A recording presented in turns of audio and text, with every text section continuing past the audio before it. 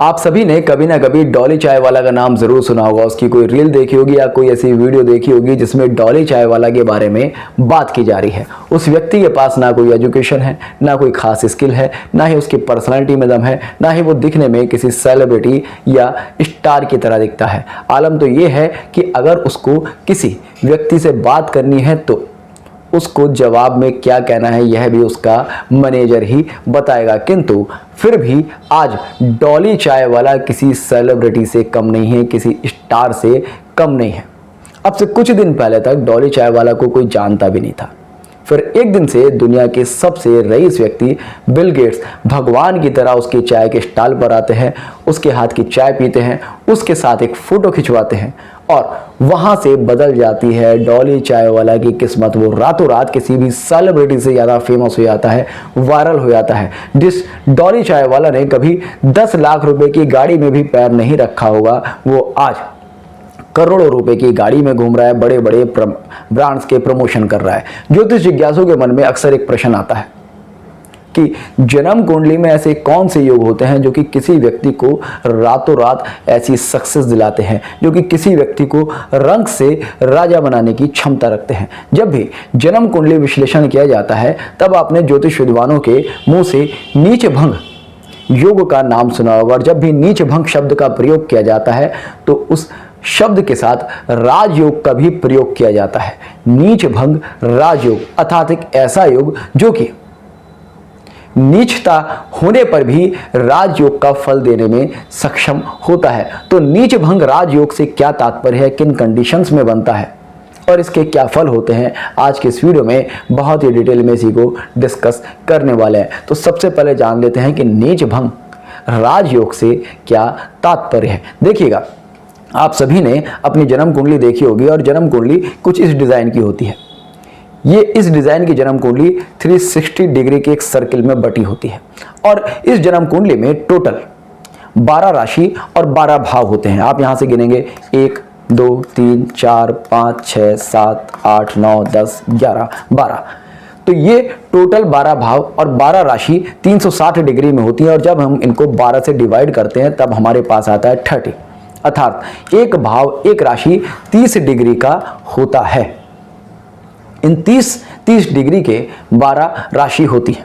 हमारे जन्म के समय जो ग्रह जिस राशि में गोचर कर रहा होता है, कहा जाता है कि वह ग्रह उस राशि में विद्यमान है। मान लीजिएगा सूर्य किसी व्यक्ति के जन्म के समय मेष राशि में गोचर कर रहा था, तो ऐसे में कहा जाएगा कि इस व्यक्ति का सूर्य मेष राशि में है। सूर्य किसी व्यक्ति का जन्म के समय अगर तुला राशि में गोचर कर रहा है तो कहा जाएगा कि इस व्यक्ति का सूर्य तुला राशि में है। अब कैसे जाने कि हमारा कौन सा ग्रह किस राशि में है, तो देखिएगा, जन्म कुंडली का ये जो पहला बॉक्स होता है इसे कहा जाता है लग्न, और ये जो बॉक्स होता है इसको फर्स्ट हाउस कहा जाता है। इस बॉक्स को फर्स्ट हाउस कहा जाता है और इसमें जो नंबर लिखा होगा, मान लीजिएगा 1 लिखा है तो 1 नंबर लिखा है, तो 1 नंबर की जो राशि है कहा जाएगा कि फर्स्ट हाउस में वह राशि है। अब राशियां 1 से 12 नंबर की होती हैं। जैसे कि पहली राशि मेष है, यानी अगर पहला 1 नंबर यहां लिखा है तो मेष राशि आपके लग्न में है। 2 नंबर यहां लिखा है तो आप मानेंगे कि वृषभ राशि आपके लग्न में है। 3 नंबर अगर यहां लिखा है तो आप मानेंगे मिथुन राशि आपके लग्न में है। 4 नंबर अगर यहां लिखा है तो आप मानेंगे कि कर्क राशि आपके लग्न में है। यहां अगर 5 नंबर लिखा है तो आप कहेंगे कि सिंह राशि आपके लग्न में है। या 6 नंबर लिखा है तो आप कहेंगे कन्या राशि आपके लग्न में है। यहाँ 7 नंबर लिखा है तो आप कहेंगे तुला राशि आपके लग्न में है। 8 नंबर लिखा है तो कहेंगे कि वृश्चिक राशि आपके लग्न में है। 9 नंबर लिखा है तो आप कहेंगे धनु राशि आपके लग्न में है। 10 नंबर लिखा है तो मकर राशि, 11 नंबर लिखा है तो कुंभ राशि और 12 नंबर लिखा है तो आप कहेंगे कि आपके लग्न में मीन राशि है। ये जो कुंडली का डिजाइन है, इस डिजाइन के अंदर 12 भाव और 12 राशियां रखी गई हैं। अब ये जो डिजाइन है इसमें हाउस फिक्स हैं, अर्थात यहां पर नंबर कुछ भी लिखा हो, यहां ये आपका फर्स्ट हाउस ही होगा, ये आपका सेकंड हाउस होगा, ये थर्ड हाउस होगा, ये फोर्थ होगा, ये फिफ्थ, 6, 7, 8, 9, 10, 11, 12। ये हाउसेस यहां पर फिक्स है, किंतु यहां पर राशियां बदलती हैं। जैसे कि मैंने आपसे कहा कि यहां पर अगर 2 नंबर लिखा है तो यहां पर लग्न में 2 नंबर की राशि अर्थात वृषभ राशि है। जब यहां पर 2 नंबर लिखा होगा तो यहां लिखा होगा 3 नंबर, क्योंकि यहां पर जो राशियां और भाव चलते हैं वो एंटी क्लॉकवाइज चलते हैं। अगर आप देखेंगे आपका यहां पर 2 नंबर लिखा है तो आप कहेंगे कि आपके लग्न में वृषभ राशि है, वृषभ लग्न में आपका जन्म हुआ है, और आपके सेकंड हाउस में 3 नंबर की राशि है जो कि मिथुन राशि है। तो भाव फिक्स होते हैं, इन भाव में राशियां मूव करती हैं। एक और उदाहरण दे देता हूं। मान लीजिएगा किसी का यहां 5 नंबर लिखा है, तो मैंने आपसे कहा कि ये जो बॉक्स है ये लग्न अर्थात फर्स्ट हाउस होता है। अब यहां पर आपको ना तो लग्न लिखा मिलेगा ना फर्स्ट हाउस लिखा मिलेगा। ये आप अपने माइंड में अच्छे से बिठा लीजिएगा कि ये बॉक्स फर्स्ट हाउस है और एंटी क्लॉकवाइज जब चलेंगे तो ये सेकंड हाउस होगा, ये थर्ड हाउस होगा। यहाँ पर नंबर हाउसेस के नहीं लिखे होंगे, लेकिन जो नंबर लिखे होंगे वो राशियों के नंबर लिखे होंगे। तो यहाँ पर अगर 5 नंबर लिखा होता है तो आप कहेंगे कि आपके लग्न में सिंह राशि है, क्योंकि 5 नंबर की राशि सिंह राशि है। राशियों का जो ऑर्डर है वो आपको याद करना होगा। 11 नंबर की राशि कुंभ राशि है, तो 11 नंबर कुंडली में कहीं पर भी आए, जैसे कि सिंह लगन की कुंडली में 11 नंबर यहां आता है, तो आप कहेंगे कि यहां पर सप्तम भाव में कुंभ राशि है। तो इस तरह से 12 राशि और 12 लग्नों को इस 360 डिग्री के डिजाइन में सजाया गया है। अब जब हम जन्म कुंडली का प्रेडिक्शन करते हैं तब हम ग्रहों का बल, भाव का बल देखने के लिए ये देखते हैं कि ग्रह जन्म के समय किस राशि में था।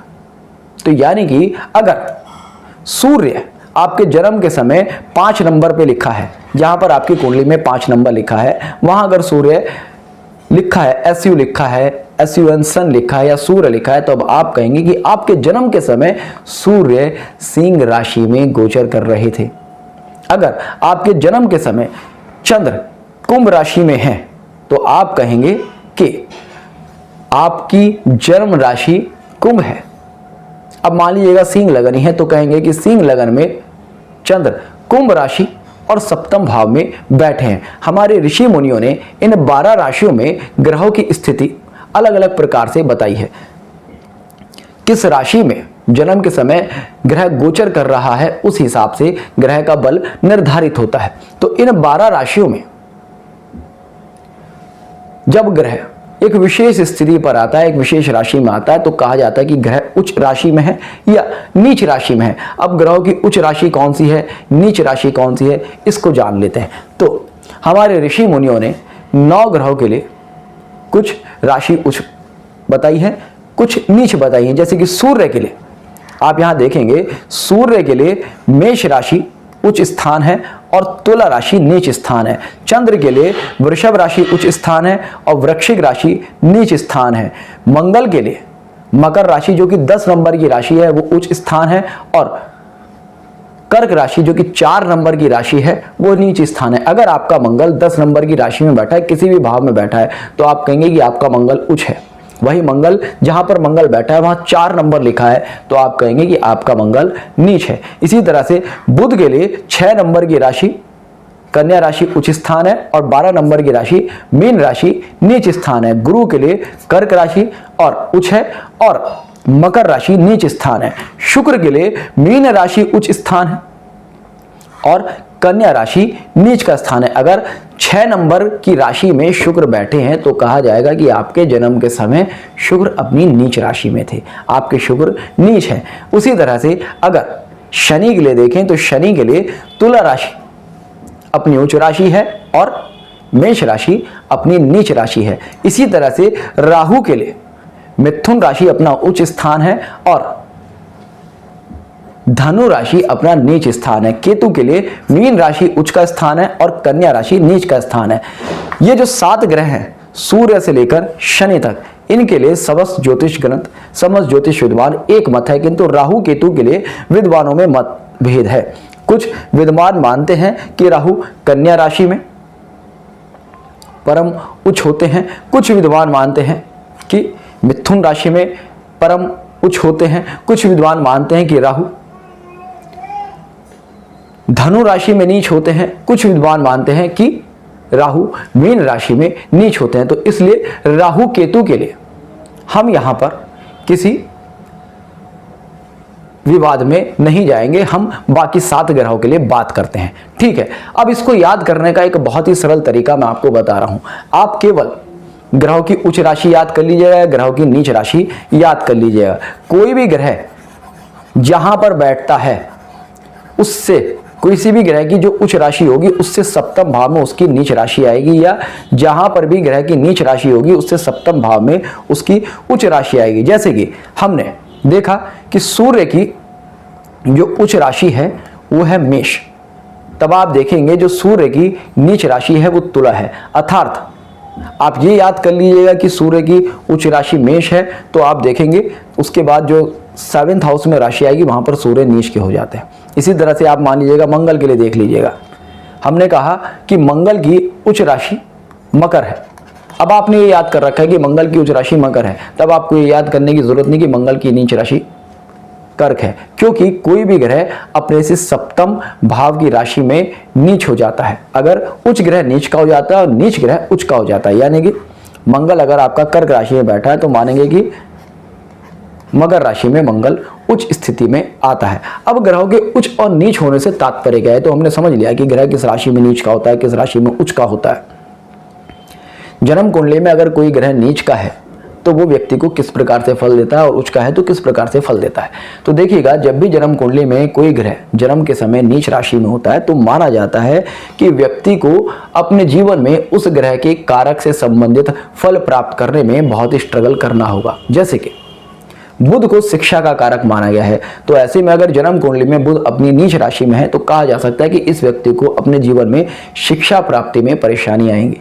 मंगल को बल का, पौरुष का कारक माना गया है। अगर किसी जन्म कुंडली में मंगल अपनी नीच राशि में बैठा है तो माना जाएगा कि इस व्यक्ति की इम्यूनिटी कमजोर हो सकती है, शारीरिक व्याधि इस व्यक्ति को आ सकती है, इसकी पौरुष शक्ति में कोई कमी हो सकती है। उसी तरह से सूर्य को पिता का कारक माना गया है, तो सूर्य अगर अपनी उच्च राशि में है आपके जन्म के समय तो कहा जा सकता है कि जिस समय इस जातक का जन्म हुआ उस समय पिता का स्टेटस बहुत अच्छा था। वहीं सूर्य अगर आपके जन्म के समय आपकी नीच राशि में गोचर कर रहे हैं तो कहा जाएगा कि इस जातक के जन्म के समय पिता को अपने जीवन में कई प्रकार की परेशानियों का सामना करना पड़ रहा था। तो ये तो हो गई कि जन्म कुंडली में ग्रह उच्च के और नीच के होकर किस प्रकार से फल देते हैं। किंतु बात आती है कि नीच भंग राजयोग कैसे बनता है, वो ग्रह स्थिति क्या है जो कि किसी नीच ग्रह को राजयोग के समान फल देने वाला बना देती है। तो आइए इसी पर हम डिस्कशन करते हैं। तो हमने देखा कि ग्रह किसी विशेष राशि में जाने पर नीच के हो जाते हैं। हमारे ज्योतिष ग्रंथों में ग्रहों के नीच भंग के लिए कुछ शर्तें दी गई हैं। पहली शर्त जो आप यहां देखेंगे, नीच ग्रह के साथ जब उच्च ग्रह बैठ जाए तो ऐसे में ग्रह का नीच भंग हो जाता है और नीच भंग राजयोग बन जाता है। जिसका उदाहरण मैं आपको देता हूं। मान लीजिएगा ये 1 नंबर की राशि है और हमने अभी पीछे की स्लाइड में देखा कि यहां पर शनि नीच के होते हैं, मेष राशि में शनि नीच के होते हैं। अब नीच ग्रह के साथ कोई ऐसा ग्रह बैठ जाए जो कि उस राशि में उच्च का होता है तो ग्रह का नीच भंग हो जाता है। अब मेष राशि में उच्च का ग्रह कौन होता है? उच्च का होता है सूर्य। अर्थात शनि और सूर्य की युति मेष राशि में हो जाएगी तो हम कहेंगे यहां पर शनि का नीच भंग राजयोग बन गया है। ऐसे में शनि किसी व्यक्ति को राजयोग के फल देने में सक्षम होगा। अब शनि क्या है? प्रोफेशन है। ऐसे में ये कहा जा सकता है कि एक समय हो सकता है ये व्यक्ति अपने प्रोफेशन के लिए बहुत स्ट्रगल कर रहा हो, इसको कोई जॉब भी नहीं मिल रही हो, कोई व्यक्ति इसको जॉब पे रखना भी पसंद नहीं कर रहा हो, कोई व्यापार कर रहा है तो वो व्यापार नहीं चल रहा हो। अचानक से इस व्यक्ति की लाइफ में कोई ऐसा टर्निंग पॉइंट आएगा कि इसको बहुत ही अच्छे लेवल की जॉब मिल जाएगी या ये अपने प्रोफेशन में बहुत ही हाई लेवल की सक्सेस प्राप्त करेगा। दूसरी शर्त, नीच ग्रह अपने राशि स्वामी के साथ बैठे। अर्थात मान लीजिएगा जैसे कि शनि यहां मंगल की राशि में नीच के होकर बैठे हैं। अब यहां पर शनि के साथ में अगर मंगल बैठ जाते हैं, क्योंकि मंगल की जो राशि है वो मेष राशि में है, तो ऐसे में भी शनि का नीच भंग हो जाएगा। कहा जाएगा कि शनि नीच भंग राजयोग की स्थिति में है। तीसरा, नीच ग्रह का राशि स्वामी अपनी राशि में हो। अर्थात मान लीजिएगा सूर्य यहां नीच होकर बैठे हैं। अब सूर्य जिस राशि में बैठे हैं उस राशि का स्वामी कौन है? उस राशि का स्वामी है शुक्र। अगर शुक्र अपनी राशि में बैठ जाए, शुक्र की दो राशि होती हैं, वृषभ राशि और तुला राशि, तो शुक्र अगर अपनी राशि में जन्म कुंडली में बैठा हो तो ऐसे में यहां पर राशि संधि हो जाएगी, क्योंकि दोनों के दोनों ग्रह, शुक्र भी और सूर्य भी, दोनों के दोनों ग्रह शुक्र की राशि में बैठे हैं, तो ऐसे में सूर्य का नीच भंग हो जाएगा। नीच ग्रह का राशि स्वामी अपनी उच्च राशि में हो।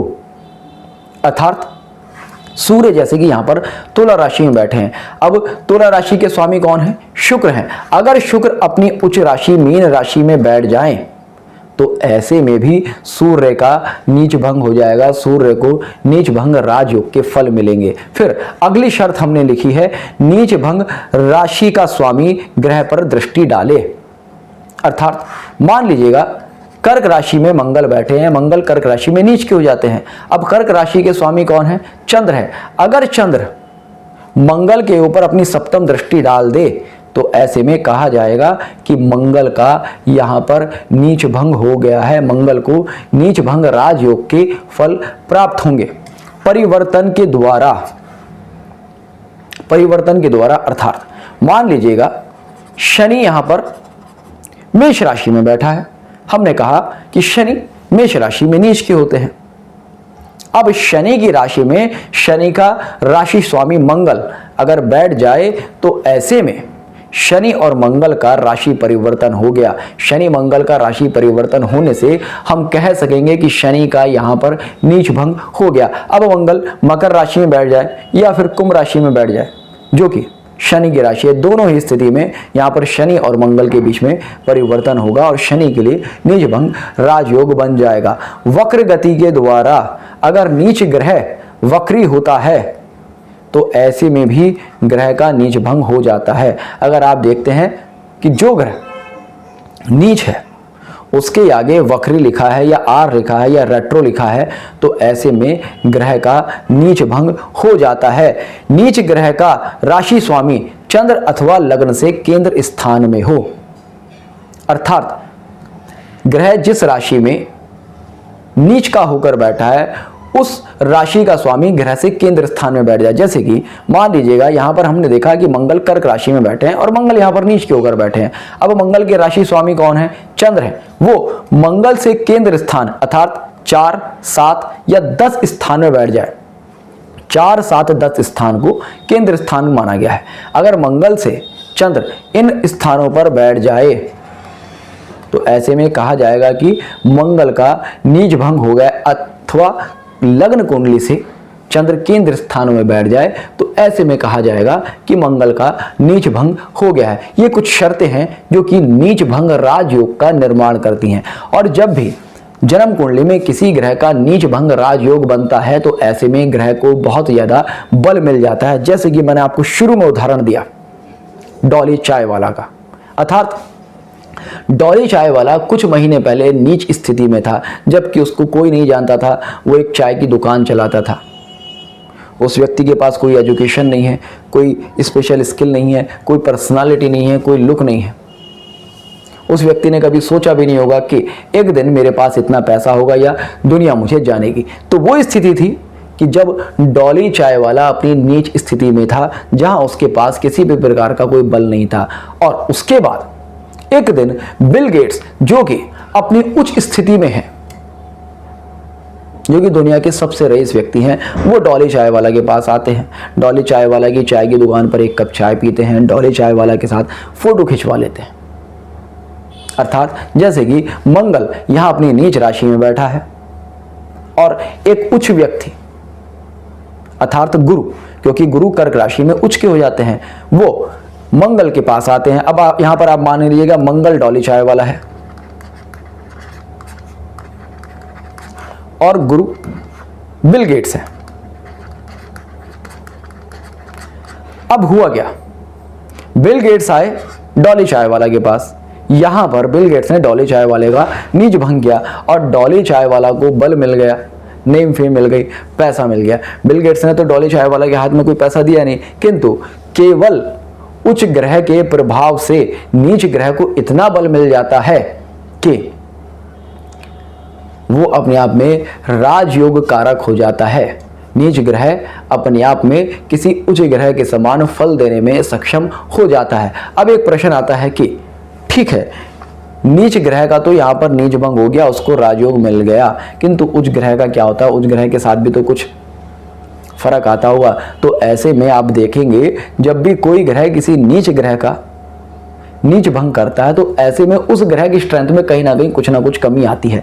भले ही बहुत बड़े लेवल पर रहे किंतु सामान्य लेवल पर जरूर आती है। जैसे कि आपने देखा कि बिल गेट्स डॉली चाय वाला के साथ चाय पीते हैं, उसके साथ फोटो खिंचवाते हैं। तो अब बिल गेट्स के फ्रेंड सर्किल में कहीं ना कहीं लोग कभी टॉन्ट मारने के लिए या मजाक करने के लिए बिल गेट्स को कह सकते हैं कि भाई लोग जाते हैं भारत ताजमहल देखने, लोग जाते हैं भारत कुतुब मीनार देखने, इंडिया गेट देखने, भारत दर्शन करने, भारत की संस्कृति को समझने, लोग जाते हैं भारत में भारत की भाषा को समझने, किंतु आप गए भारत में डॉली चाय वाला के साथ चाय पीने। अब बिल गेट्स का जो स्टेटस है वो किसी 7 स्टार होटल में बैठकर चाय पी सकते थे, किंतु ठीक है उन्होंने अपनी मार्केटिंग के लिए डॉली चाय वाला के साथ फोटो खिंचवाई, किंतु कहीं ना कहीं मजाक में बिल गेट्स के फ्रेंड्स इस तरह के टॉन्ट उसको मार सकते हैं, उसको छेड़ सकते हैं। तो होगा क्या कि बिल गेट्स वहां पर एक थोड़ी देर के लिए निरुत्तर हो जाएंगे, हंस के टाल देंगे। तो वहां पर उस तरह से उच्च ग्रह की या जो ग्रह नीच भंग कर रहा है उसकी स्ट्रेंथ में किसी न किसी प्रकार की कोई कमी देखी जाती है। अब इसका एक और उदाहरण मैं आपको देता हूं नीच भंग राजयोग का। आप देखेंगे प्रधानमंत्री नरेंद्र मोदी जी की जन्म कुंडली वृश्चिक लगन की है। हमने अभी पीछे देखा कि चंद्र वृश्चिक राशि में नीच के होते हैं। अब यहां पर हमने शर्त देखी कि नीच ग्रह के साथ अगर उसका राशि स्वामी बैठ जाए तो ऐसे में नीच भंग राजयोग का निर्माण हो जाता है। और आप देखेंगे प्रधानमंत्री नरेंद्र मोदी जी की कुंडली में वृश्चिक राशि में चंद्र और मंगल युति में बैठे हैं, तो ऐसे में चंद्र का नीच भंग राजयोग बन जाता है। तो ऐसे में आप देखेंगे प्रधानमंत्री नरेंद्र मोदी जी भी कभी चाय बेचते थे, शायद उन्होंने भी नहीं सोचा होगा कि वे एक दिन देश के प्रधानमंत्री बनेंगे, किंतु कुंडली में नीच भंग राजयोग बना और उनको आज देश ही नहीं पूरी दुनिया जानती है। वो आज देश के सबसे सशक्त और सबसे सफल प्रधानमंत्री हैं और सबसे ज़्यादा देश की जनता के दिलों पर राज करने वाले प्रधानमंत्री हैं। तो ये होती है नीच भंग राजयोग की शक्ति। तो होपफुली आपको आज का वीडियो पसंद आया होगा, तो जुड़ रहेगा इष्ट सूत्र के साथ। मिलते हैं नेक्स्ट वीडियो में, तब तक के लिए जय हिंद, जय भारत।